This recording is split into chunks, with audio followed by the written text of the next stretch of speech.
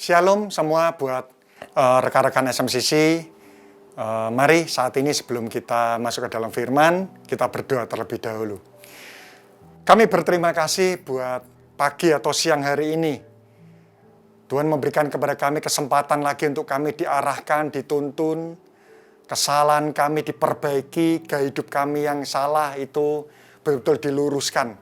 Kami berdoa, biarlah Tuhan memberikan konsentrasi full kepada kami yang melakukan ibadah online ini Tuhan. Agar firman yang ditabur itu betul dibubui kuasa. Dan Kau menambahkan kepada kami pengertian-pengertian.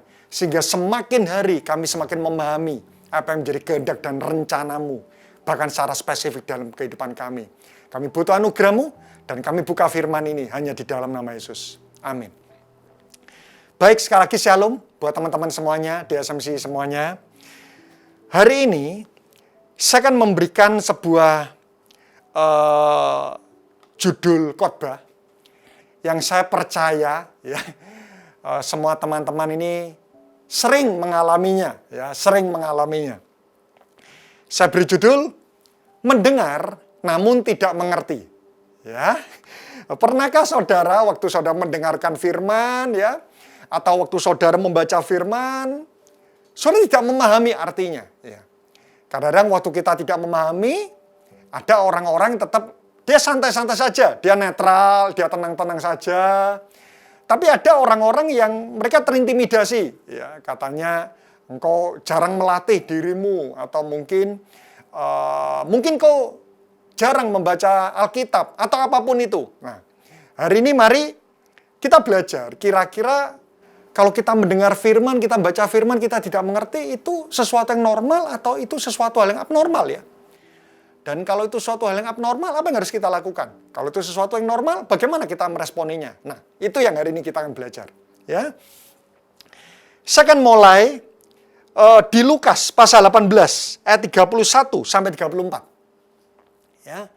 Lukas 18, ayat 31 sampai 34. Temanya adalah pemberitahuan ketiga tentang penderitaan Yesus. Ya, pemberitahuan ketiga, catat ya, ketiga tentang penderitaan Yesus. Nah, Yesus memanggil ke-12 muridnya, lalu berkata kepada mereka, sekarang kita pergi ke Yerusalem, dan segala sesuatu yang ditulis oleh para nabi mengenai anak manusia akan digenapi. Sebab ia akan diserahkan kepada bangsa-bangsa yang tidak mengenal Allah.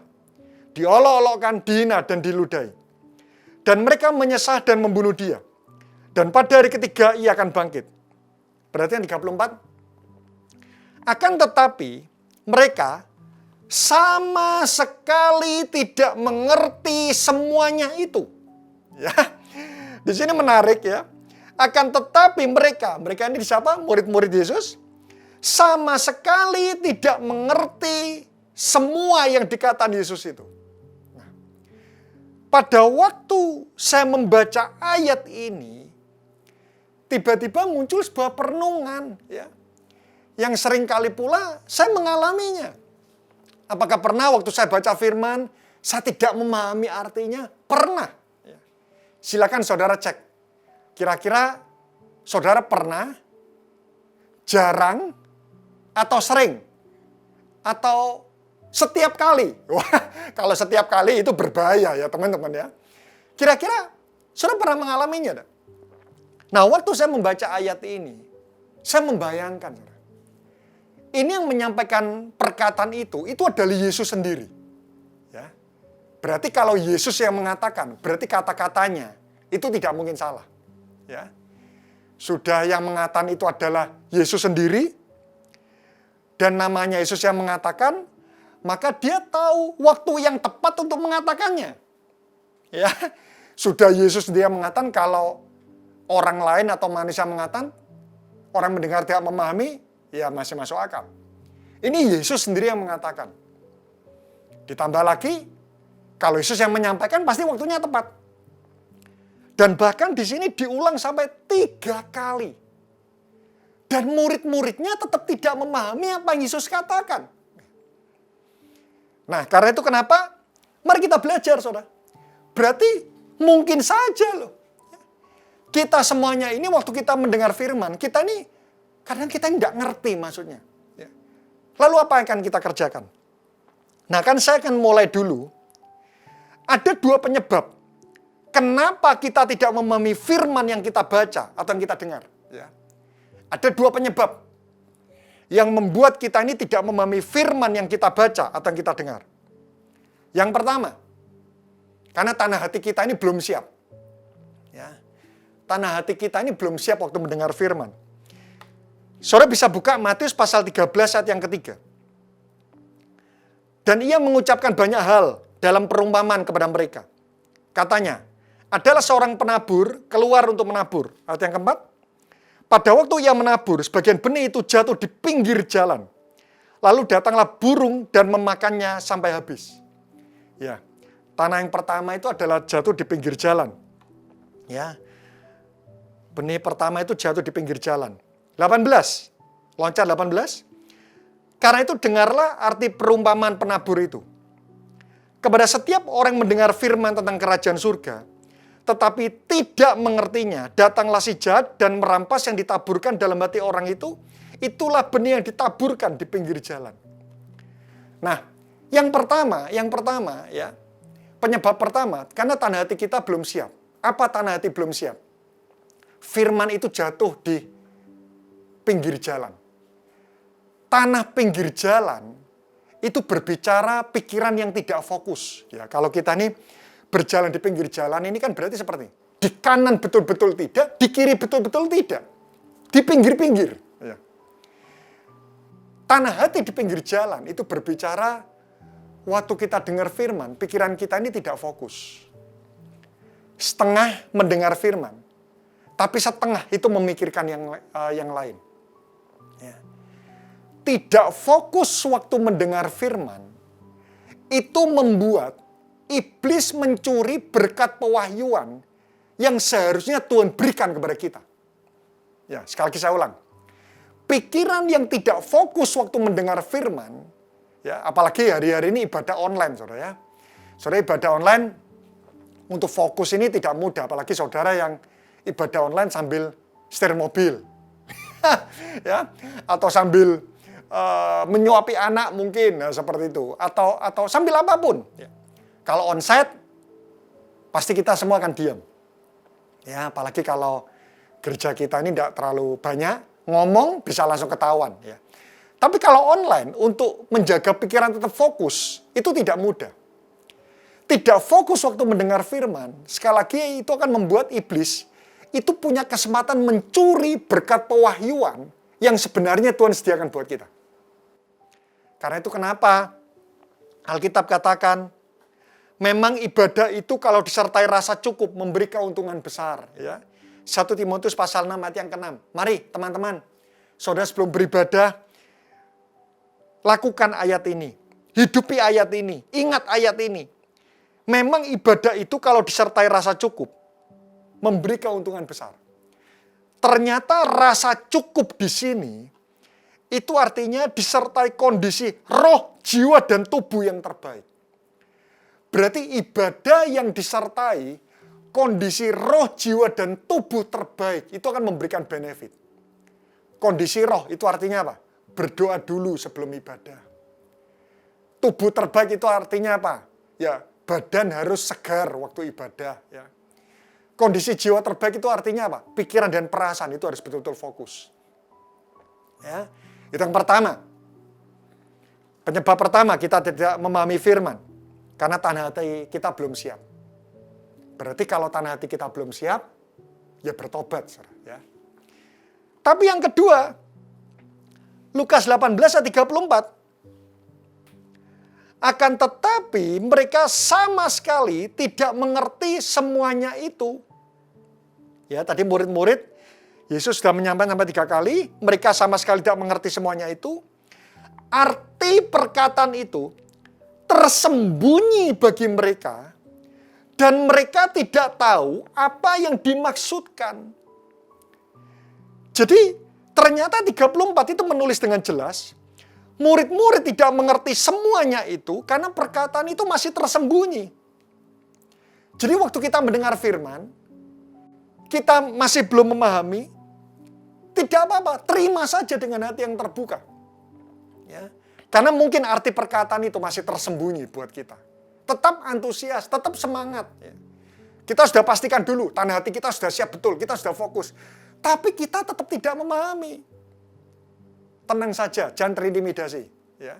Tetap antusias, ya. Karena mungkin perkataan itu masih tersembunyi buat kita. Lalu apa yang harus kita lakukan? Nah, ya. Jadi setelah kita pastikan tanah hati kita siap, apa yang harus kita lakukan? Ada 3 respon saat kita tidak memahami firman.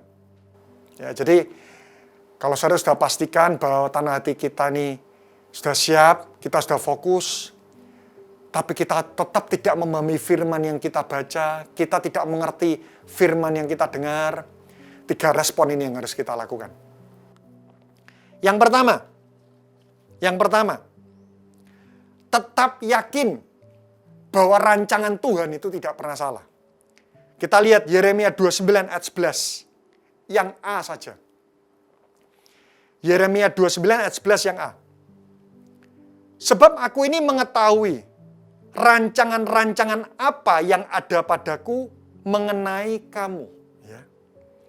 Sebab aku ini mengetahui rancangan-rancangan apa yang ada padaku mengenai kamu. Di versi Message dikatakan, I know what I'm doing. Aku tahu apa yang kukerjakan. Nah, apakah saudara percaya bahwa firman Tuhan itu kalau hadir dalam kehidupan kita, itu juga termasuk rancangan Tuhan buat kita? Dan rancangan Tuhan itu tidak pernah salah. Karena itu kenapa tetaplah antusias waktu engkau mendengarkan firman yang kau tidak mengerti. Karena itu termasuk rencana Tuhan, dan rencana Tuhan tidak pernah salah. Tetap yakin bahwa Tuhan punya tujuan atas pemberitaan firman itu pada saat itu dalam kehidupan kita. Sekali lagi ya, kalau kita dengar firman dan kita tidak memahami, tetap yakin bahwa Tuhan punya tujuan atas pemberitaan firman itu di waktu itu atas kehidupan kita. Tuhan tetap punya rencana. Kenapa? Ya. Suatu saat saya ini merenungkan. Kalau Tuhan tidak pernah salah rancangannya dan Tuhan punya tujuan, lalu kenapa kita diizinkan untuk mendengar sesuatu yang kita tidak paham? Sampai suatu ketika Tuhan berikan kepada saya sebuah analogi. Dan dari analogi ini saya memahami, iya ya. Karena itu kenapa kadang-kadang ada banyak orang Kristen yang memang Tuhan izinkan dia mendengar firman yang dia tidak mengerti. Tapi Tuhan tetap berikan. Tuhan tetap tentukan pada waktu itu untuk dia mendengar. Suatu ketika, ya, atau jangan suatu ketika deh, saudara semuanya ya. Saudara yang punya anak, ya, atau saudara yang punya keponakan, masih bayi usia 6 bulan. Ya. Saya ingat waktu anak saya ini usia 6 bulan, ya. Saya sama istri saya itu mengajarkan tentang angka, ya, tentang huruf, ya. Ini 1, ya. Ini 2, ya. Ini 3, ini hijau, ya. Ini merah, gitu ya. Saya tetap ajarkan. Pertanyaan saya, para bapak-bapak, para ibu-ibu, ya, paman dan bibi, ya, saudara mengajarkan hal itu. Anda tahu kan bahwa anak usia 6 bulan itu tidak memahami itu merah, ini hijau, ini 1, ini 2. Apalagi saudara lihat di Gramedia itu kan ada kartu-kartu ya. Kartu 1, 2. Anda tahu bahwa Anda waktu mengajarkan ini, keponakan Anda yang masih kecil atau bayi Anda tidak tahu. Tapi kenapa Anda terus tetap ajarkan? Tujuannya agar otak anak Anda itu bisa beradaptasi dengan hal yang baru. Waktu kita ajarkan ini merah, kita tahu dia masih belum paham, dia cuma ngelihat. Tapi dibiasakan aja otaknya.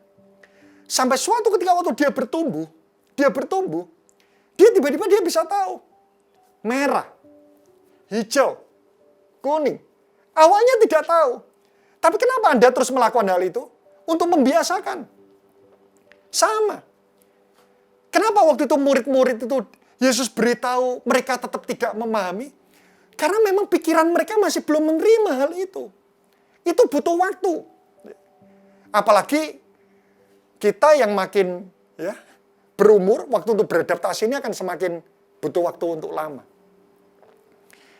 Contoh, saudara ingat, saudara yang mengikuti SMCC, apalagi mulai awal, saya ingat pada tahun 2009, itu awal-awal di mana gereja lagi booming tentang tema kerajaan Allah atau kingdom.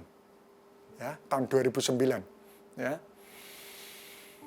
Dan waktu itu Ko Wing, Kak Jo, Ko Rubin Ong, semua itu mengajarkan tentang 10 sesi kerajaan Allah. Dan saya ingat betul waktu itu Ko Budi dan Ko Angga itu ikut seminarnya. Saudara.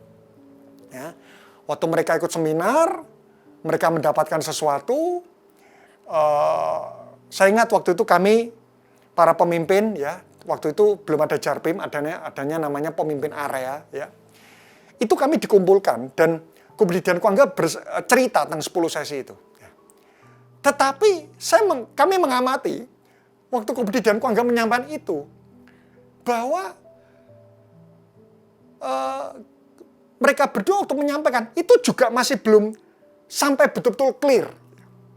Dan kami pun yang mendengar tentang kerajaan Allah, kerajaan surga. Kerajaan Allah itu sama dengan kerajaan surga. Dan kerajaan surga itu berbeda dengan surga. Itu pusing, saudara. Ya. Sangat 2009 itu saya pusing. Kita nanti waktu meninggal, kita ini bukan tinggal di surga, tapi di kerajaan surga. Waduh, pusing lagi. Ya. Surga itu berbeda dengan kerajaan surga. Wah, pusing lagi. Saya ingat 2009 itu, aduh, tidak bisa masuk. Ya.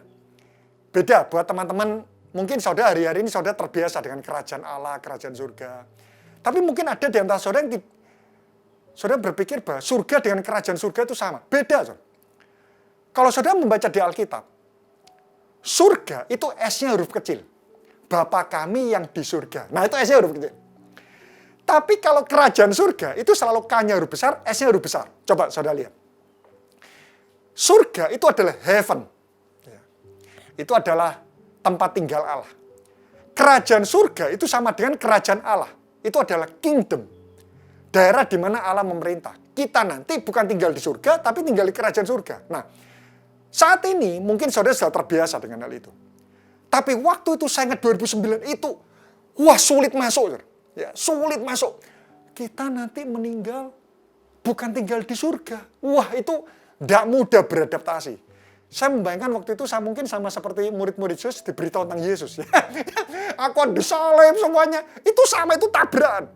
Karena murid-murid Yesus waktu itu berpikir bahwa Yesus ini adalah Mesias yang datang untuk menyelamatkan semua orang Israel. Ya. Mungkin pemikiran mereka, metodenya adalah Yesus akan mendatang balantara surga, berperang melawan Romawi. Mereka punya pemikiran sendiri. Ya. Tapi Yesus tetap menyampaikan hal tersebut. Karena itu kenapa kalau saudara suatu ketika saudara mendengarkan firman dan saudara tidak paham, pertama, tetap yakin rancangan Tuhan tidak pernah salah. Tuhan punya tujuan atas pemberitaan firman di waktu itu atas kehidupan saudara. Mungkin salah satu tujuannya untuk membiasakan. Untuk membiasakan. Kita baca awal kita ini tidak memahami. Pernah tidak? Saudara baca ayat, saudara tidak memahami. Tiba-tiba waktu saudara menjalani kehidupan saudara, tiba-tiba engkau mengalami sesuatu, dan dari hal itu tiba-tiba Tuhan memaknai firman yang sebelumnya engkau tidak paham. Saya yakin saudara sering akan mengalami hal tersebut. Ya. Karena itu, setiap kali engkau mendengar firman engkau tidak paham, sudah tetap antusias. Tuhan punya tujuan. Tuhan punya tujuan. Saya ingat, ada begitu banyak firman yang waktu saya baca saya tidak mengerti. Dan kadang-kadang Tuhan bukakan itu melalui sebuah kejadian-kejadian. Oke. Yang pertama, sekali lagi, tetap yakin rancangan Tuhan tidak pernah salah. Yang kedua, evaluasi diri. Apakah kita ini sudah dipercaya oleh Dia? Ya, jadi yang pertama, tetap yakin rancangan Tuhan tidak pernah salah. Yang kedua, evaluasi diri. Apakah kita ini sudah dipercaya oleh Dia? Matius pasal 7 ayat yang ke-6. Jangan kamu memberikan barang yang kudus kepada anjing. Dan jangan kamu melemparkan mutiaramu kepada babi. Supaya jangan diinjak-injaknya dengan kakinya. Lalu berbalik mengoyak kamu. Ya. Tuhan tidak pernah memberikan barang yang kudus dan berharga itu kepada sembarang orang. Ya. Artinya hikmat itu tidak diberikan kepada sembarang orang. Buktinya ada banyak orang pintar, mereka juga tidak mengerti firman. Hikmat itu akan diberikan kepada orang-orang yang dipercaya oleh Tuhan. Siapa yang dipercaya oleh Tuhan? Lukas pasal 8 ayat 9. Murid-muridnya bertanya kepadanya, apa maksud perumpamaan itu? 10. Lalu Yesus menjawab, kepadamu diberi karunia untuk mengetahui rahasia kerajaan Allah. Garis bawahi. Kepadamu diberi karunia untuk mengetahui rahasia kerajaan Allah. Tetapi kepada orang-orang lain hal itu diberitakan dalam perumpamaan supaya sekalipun memandang mereka tidak melihat, sekalipun mendengar mereka tidak mengerti. Nah, ternyata ada yang namanya rahasia kerajaan Allah. Dan rahasia kerajaan Allah itu tidak diberikan kepada sembarang orang. Tapi itu hanya diberikan khusus kepada murid. Karena itu kenapa ada banyak orang-orang yang mereka baca firman mereka tidak ngerti. Mungkin karena Tuhan belum mempercayakan atau menitipkan rahasia kerajaan ini kepada mereka. Karena itu kenapa poin kedua, evaluasi diri. Apakah kita ini sudah dipercaya oleh Tuhan? Siapa yang dipercaya oleh Tuhan? Murid. Siapa itu karakter kriteria murid? Apa itu kriteria murid? Saudara nanti bisa ngeliat di FF ya. Tentang kriteria murid itu ada 3. Saudara nanti kalau mau diskusi saudara silakan buka Bible Study ya, buka Bible Study saudara. Ya, ada 3 kriteria murid yang saudara bisa lihat di situ. Yang ketiga, jadi sekali lagi yang pertama, tetap yakin rancangan Tuhan tidak pernah salah. Yang kedua, evaluasi diri, apakah kita ini sudah dipercaya oleh Tuhan. Yang ketiga, terus bergumul dan mencari tahu apa maksud Tuhan. Ya. Terus bergumul dan mencari tahu apa maksud Tuhan. Matius pasal 5 ayat yang ke-6. Berbahagialah orang yang lapar dan haus akan kebenaran, karena mereka akan dipuaskan.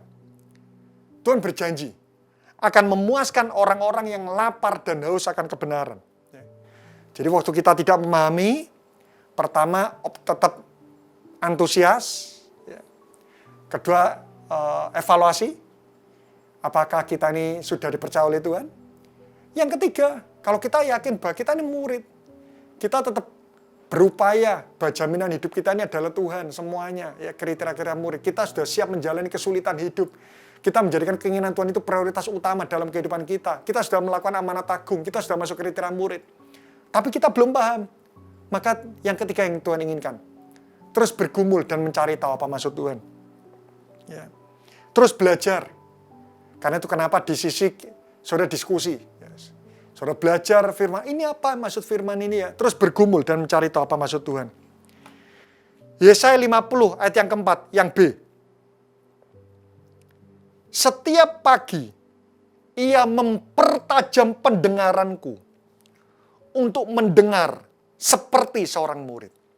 Setiap pagi, ia mempertajam pendengaranku.